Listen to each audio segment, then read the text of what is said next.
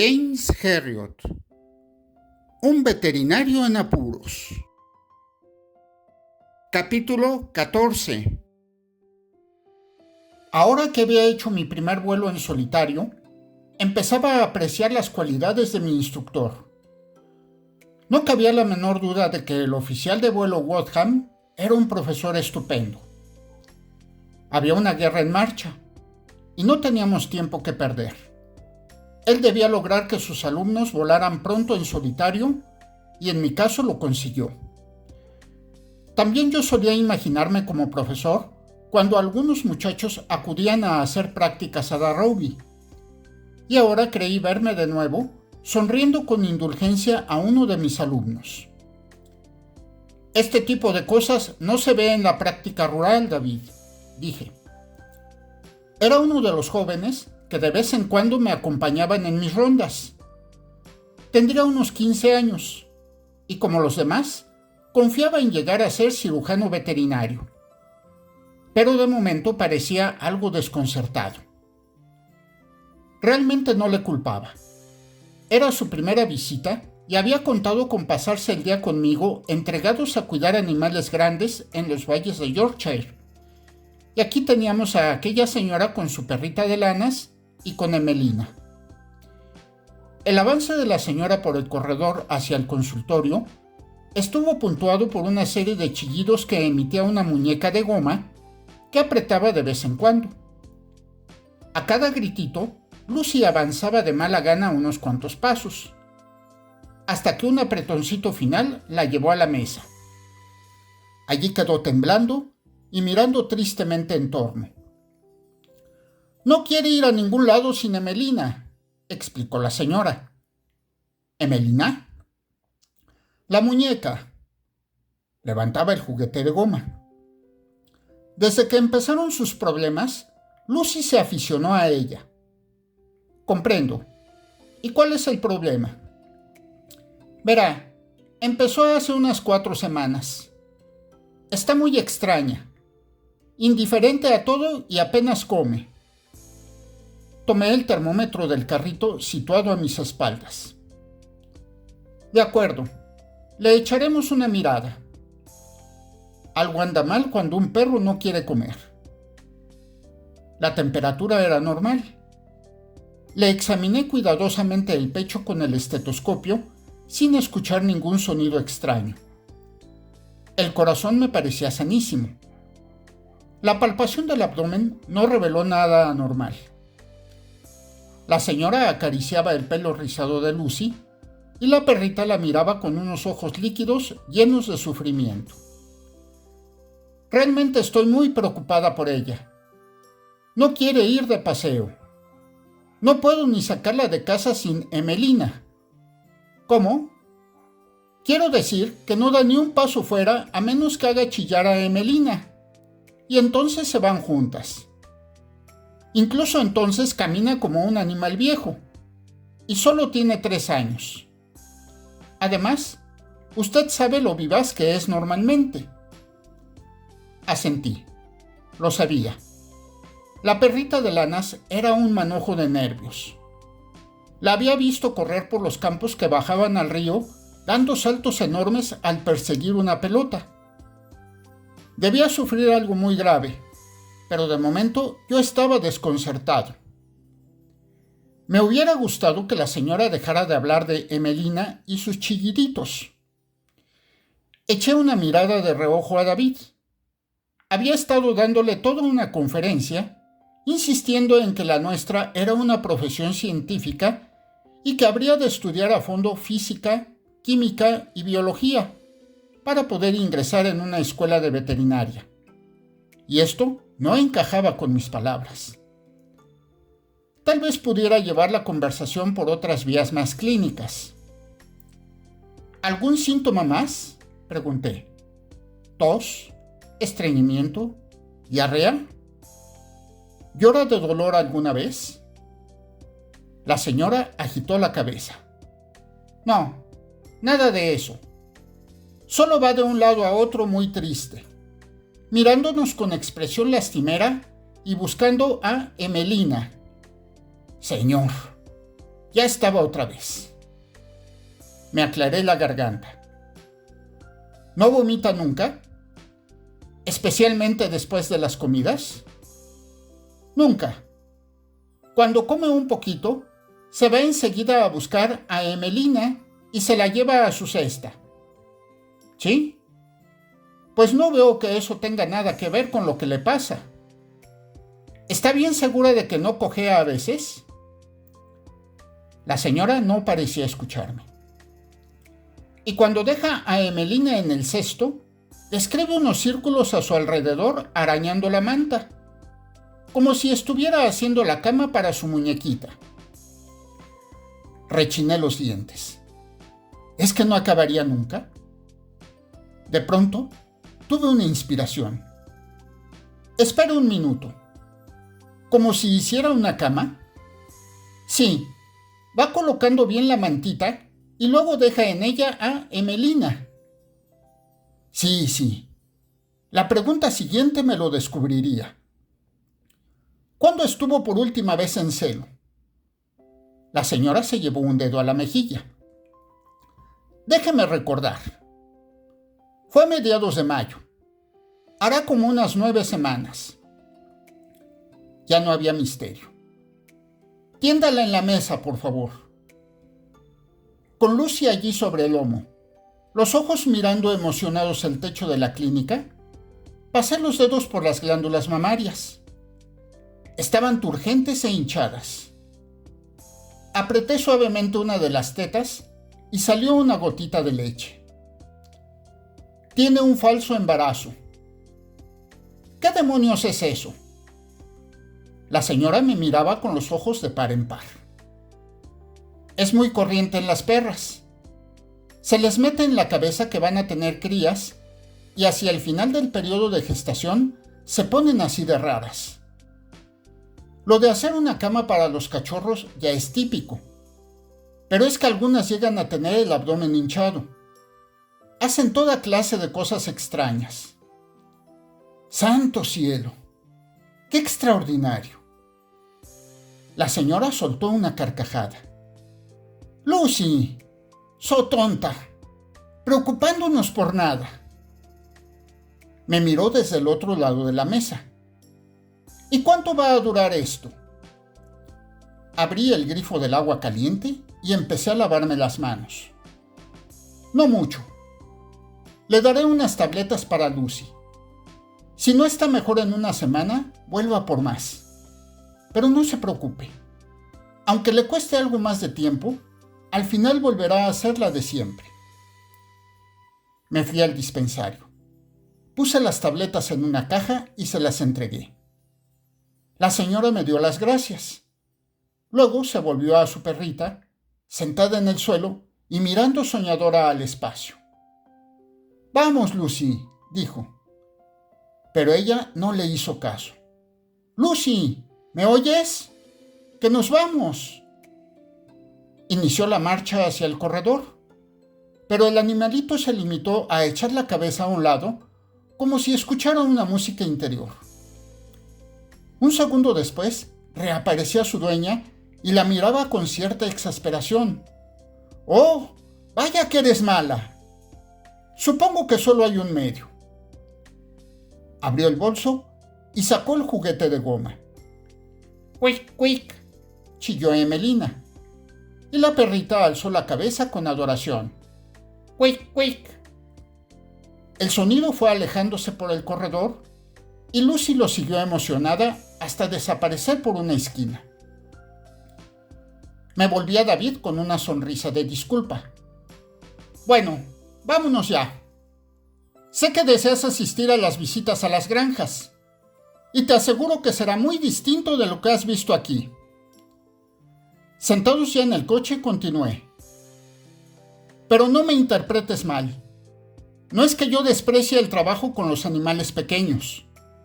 En realidad, debo admitir que es la rama más complicada de la profesión y personalmente creo que la cirugía de animales pequeños exige una gran preparación. No lo juzgues todo por Emelina. De todos modos, hemos de ver a otro perro antes de salir al campo. ¿De qué se trata?, me preguntó el muchacho. Bueno, recibí una llamada de un tal señor Rington, que dice que su perra dálmata ha cambiado por completo su modo de ser. En realidad, actúa de modo tan extraño que no desea traerla a la clínica. ¿Y usted qué opina? Pensé en ello por un momento. Tal vez sea tonto, pero en lo primero que he pensado es en la rabia, la enfermedad canina más horrible de todas, aunque, gracias a Dios, hemos logrado mantenerla hasta ahora fuera del país debido a las regulaciones estrictas de la cuarentena. Sin embargo, en el colegio nos insistieron tanto en ella que siempre es lo primero que se me ocurre, aun cuando no espero tropezar con la rabia en realidad. Pero este caso de la dálmata podría ser cualquier cosa. Espero que no se haya vuelto salvaje, porque eso es precisamente lo que me obliga a matar a un perro, algo que odio hacer. Las primeras palabras del señor Rington no me animaron. Tessa se ha vuelto realmente fiera en los últimos tiempos, señor Herriot. Empezó a mostrarse taciturna y a gruñir hace unos días. Y francamente, ahora ya no me fío de ella cuando hay extraños. Esta mañana le clavó las uñas al cartero en el tobillo, lo que fue muy violento para mí. Todavía me sentí más oprimido. Con que en realidad ya ha mordido a alguien. Parece increíble. Una perra tan cariñosa. Siempre he podido hacer lo que quería con ella. Lo sé, murmuró su dueño. Y también es estupenda con los niños. No consigo entenderlo. Pero venga a verla. La dálmata estaba sentada en un rincón de la sala y nos miró melancólica cuando entramos. Era uno de mis pacientes favoritos y me acerqué a ella con toda confianza. «Hola, Tessa», dije, y extendí la mano. El animal, que generalmente me recibía con grandes lametones y mucho agitar el rabo, se quedó helado e inmóvil y retiró ligeramente los labios sobre los dientes. No era una sonrisa normal, más bien como si unas cuerdas tiraran de aquel labio superior en un gesto amenazador. «¿Qué te pasa, muchacha?», pregunté. Y de nuevo quedaron al aire, sin un sonido, los incisivos brillantes. Mientras la miraba sin comprender, advertí que sus ojos me vigilaban con un odio primitivo y salvaje. Tessa resultaba irreconocible. «Señor Herriot», me advirtió su dueño, «yo no me acercaría si fuera usted». Di un paso atrás. «Sí, también yo opino lo mismo. No creo que coopere si trato de examinarla. Pero no importa. Hábleme de ella». «Bueno, realmente no hay más que contar», dijo el señor Rington impotente. «Solo que parece distinta». «¿De apetito bien?» «Sí, estupendamente. Se come todo cuanto le pongo delante». «¿No hay síntomas raros?» «Nada, aparte de ese cambio en su temperamento. La familia no tiene problemas con ella, pero francamente, creo que mordería a cualquier extraño que se le acercara demasiado». Me pasé los dedos por el pelo. ¿Ha habido cambios en la situación familiar? ¿Un nuevo bebé? ¿Una criada distinta? ¿Ha ido gente nueva a su casa? No, nada de eso.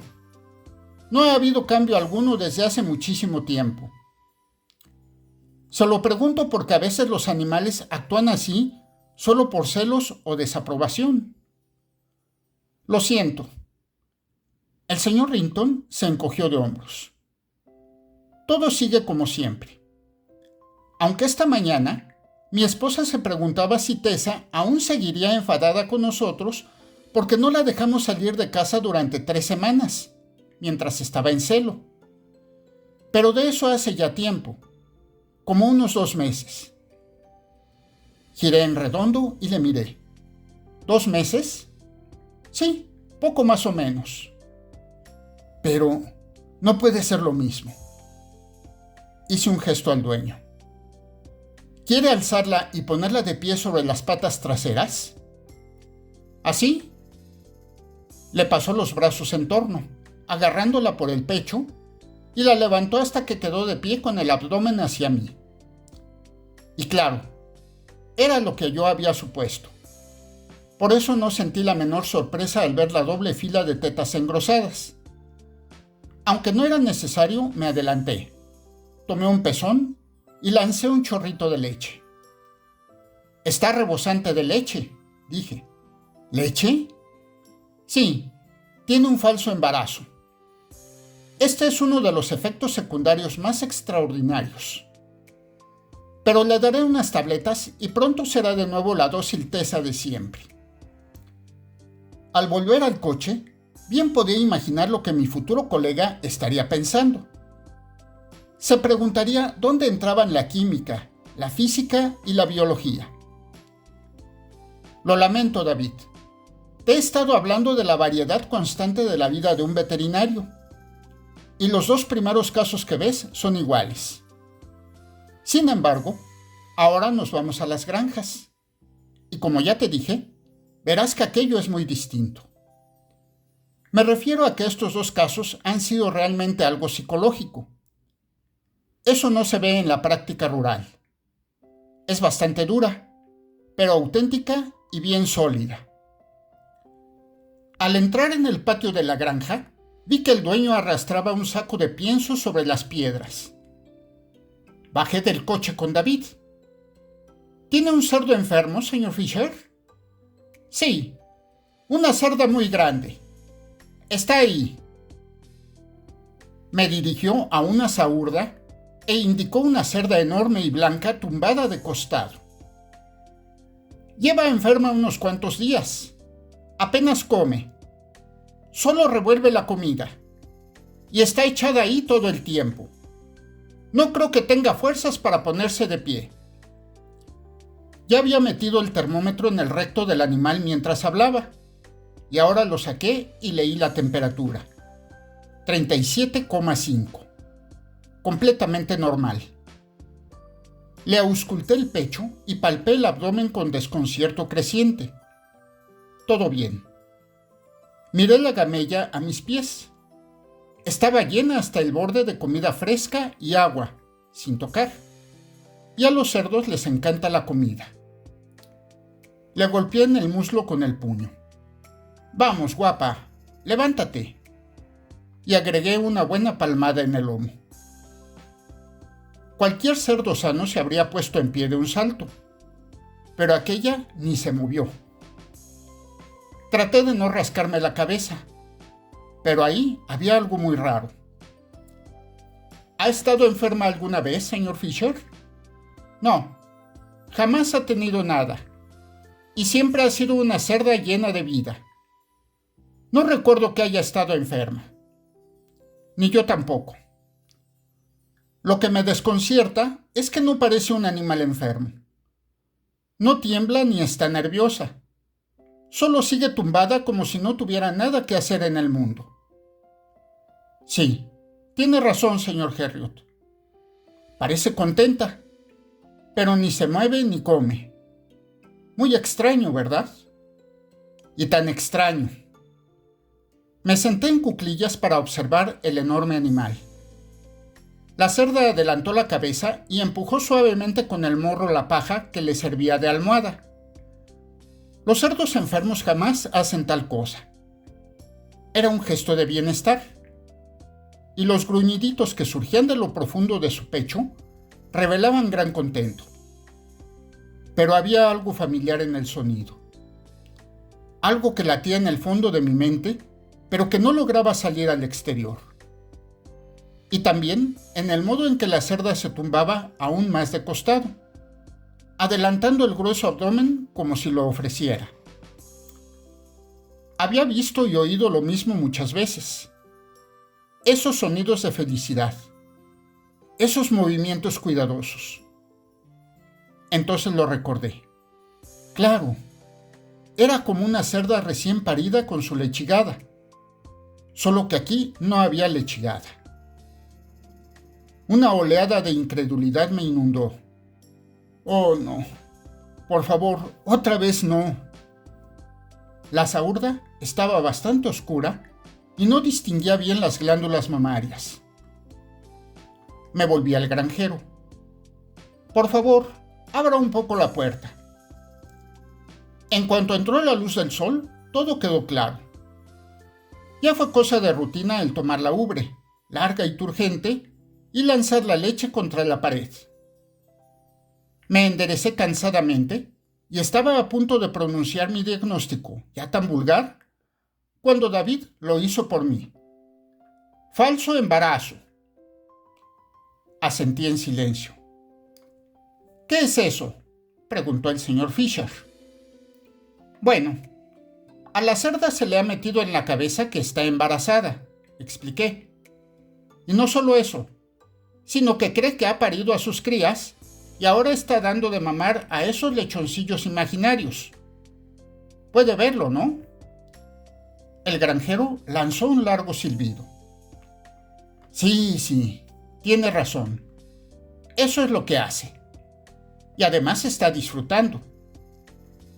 Se quitó la gorra. Se rascó la parte superior del cráneo y volvió a ponerse la gorra. Eso es algo nuevo, ¿no? No era nuevo para David, por supuesto. Seguía haciendo lo de siempre y no quise aburrirle con una larga disertación. No hay por qué preocuparse, señor Fisher, dije a toda prisa.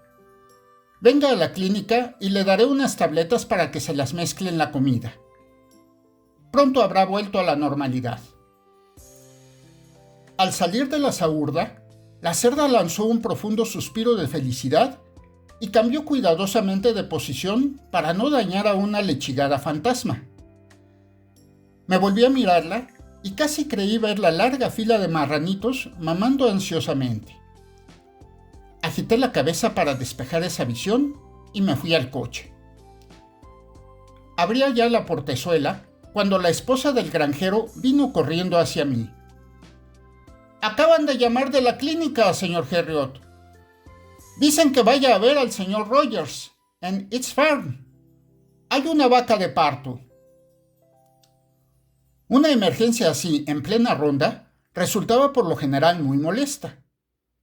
Pero aquel día me supuso un gran alivio, porque le había prometido un poco de práctica rural genuina a aquel muchacho y ya empezaba a sentirme molesto. Bien, David, dije con una risita cuando nos alejábamos. Sin duda estás diciéndote que todos mis pacientes son neuróticos. Pero ahora vas a ver algo real. No hay nada imaginario en el parto de una vaca. Ese es el trabajo más duro de nuestra profesión. Porque suele ser terrible luchar contra una vaca enorme que está haciendo esfuerzos. Recuerda que el veterinario solo ve los casos difíciles, cuando el ternero viene mal colocado. La situación de la granja parecía dar peso a mis palabras. Subíamos a trompicones por el sendero de la montaña, un sendero que jamás fuera planeado para los coches, y yo gemía cada vez que el tubo de escape rozaba contra las rocas puntiagudas. Los edificios se alzaban casi al borde de la cumbre de la colina, y tras ellos, los campos abiertos robados a los páramos se extendían hasta el horizonte. Los muros de piedra en ruinas y las tejas rotas de la techumbre daban testimonio de la antigüedad de aquella casa gris. Indiqué unas cifras apenas visibles sobre el amplio dintel de piedra de la puerta principal. ¿Qué significa esa fecha para ti, David? 1616. El gran incendio de Londres, contestó rápidamente. Muy bien. Es curioso pensar que estaban construyendo este lugar el mismo año en que el viejo Londres se derrumbaba en cenizas. Apareció el señor Rogers cargado con un cubo de comida humeante y una toalla. Está en ese campo, señor Herriot, pero es una vaca mansa y fácil de agarrar. De acuerdo. Y crucé la puerta tras él. Era una molestia que el granjero no tuviese la vaca en el establo y dispuesta para mí. Pero pensé de nuevo que si David quería ser veterinario, debía saber que gran parte de nuestro trabajo se llevaba a cabo en el exterior y a menudo soportando el frío y la lluvia. Incluso ahora, en esta mañana de julio, una fresca brisa me azotaba el pecho y la espalda cuando me quité la chaqueta. Nunca hacía demasiado calor en las partes altas de los valles, aunque yo me sentía muy a gusto. Con una vaca esperando pacientemente mientras el granjero la sostenía por el ronzal, un cubo colocado sobre las hojas finas de hierba y apenas unos árboles torcidos por el viento que rompieran la amplia extensión de verdor. Ese muchacho iba a verme al fin en mi elemento. Me enjaboné los brazos hasta los hombros. «Sostén el rabo, ¿quieres, David? Ahora es cuando voy a averiguar el tipo de trabajo que nos espera». Al deslizar la mano en el interior de la vaca, se me ocurrió que no vendría mal que fuera un parto difícil. Si el estudiante me veía sudar un poco, tendría una imagen más real de la vida con la que soñaba. A veces estos partos duran 1 hora o más, pero tienes la recompensa de traer al mundo a una criatura viva. Ver a un ternero luchando en el suelo por levantarse es una de las emociones más satisfactorias de nuestra profesión. Adelanté la mano, mi mente hirviendo de probabilidades. Posterior, la cabeza atrás, de nalgas. Pero al avanzar por la cerviz abierta hasta el útero, me dominó un asombro creciente. Allí no había nada. Retiré el brazo y me apoyé un instante sobre el lomo peludo. Los sucesos del día iban adquiriendo una cualidad de ciencia ficción. Entonces miré al granjero. «Esta vaca no lleva ningún ternero, señor Rogers». «¿Qué?» «Que está vacía, que ha parido ya». El granjero miró en torno, escrutando la hierba. «Pero, ¿dónde diablos se encuentra el ternero? La vaca estaba muy agitada anoche y pensé que iba a parir, pero esta mañana no había nada que ver». De pronto, reclamó su atención un grito que venía por la derecha. Willy! ¡Un minuto! ¡Willy!» Era Bob Sellers, de la granja vecina. Estaba apoyado en el muro de piedra a unos 20 metros. «¿Qué ocurre, Bob?» «Me ha parecido que debía decírtelo. Vi a esa vaca esconder su ternero esta mañana». «¿Esconderlo? ¿De qué hablas?» «No creas que es una broma ni que me burlo de ti, Willy. Lo escondió en una acequia por ahí. Y cada vez que el ternero intentaba salir, le obligaba a retroceder otra vez. Pero, no, eso no me lo creo. Jamás he oído hablar de algo semejante. ¿Y usted, señor Herriot?» Agité la cabeza. Pero todo parecía encajar con la cualidad fantástica que cobraba aquella jornada de trabajo. Bob Sellers comenzó a saltar la pared. «Bueno, si no quieres creerme, te lo demostraré». Nos precedió hacia el extremo más lejano del campo, donde discurría un arroyo seco junto a la base del muro. «Ahí está», dijo triunfante. Y allí estaba en realidad. Un ternerito rojo y blanco, medio oculto por los arbustos. Estaba enroscado cómodamente en el lecho de hierba, el morro apoyado entre las patas delanteras. Cuando la criaturita vio a su madre, intentó ponerse de pie y subió temblorosa por el borde de la zanja. Pero apenas había llegado al nivel del campo, cuando la enorme vaca, suelta ahora del ronzal, inclinó la cabeza y le empujó de nuevo suavemente hacia allí. Bob hizo un gesto amplio con el brazo. «Ahí lo ves. Lo tenía escondido, ¿no?» El señor Rogers no dijo nada, y yo me limité a encogerme de hombros.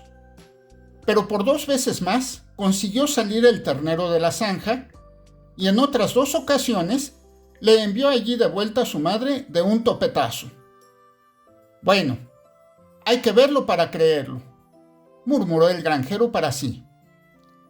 Ha tenido 5 terneros antes de este, y se los hemos retirado enseguida, como siempre. ¿Será que quiere conservarlo? No sé. Su voz iba apagándose. Más tarde, cuando bajábamos por el sendero pedregoso, David se volvió hacia mí. ¿Cree usted que la vaca ocultó realmente al ternero para quedarse con él? Miré impotente por el cristal del parabrisas. Cualquiera te diría que eso es imposible, pero ya has visto lo que sucedió.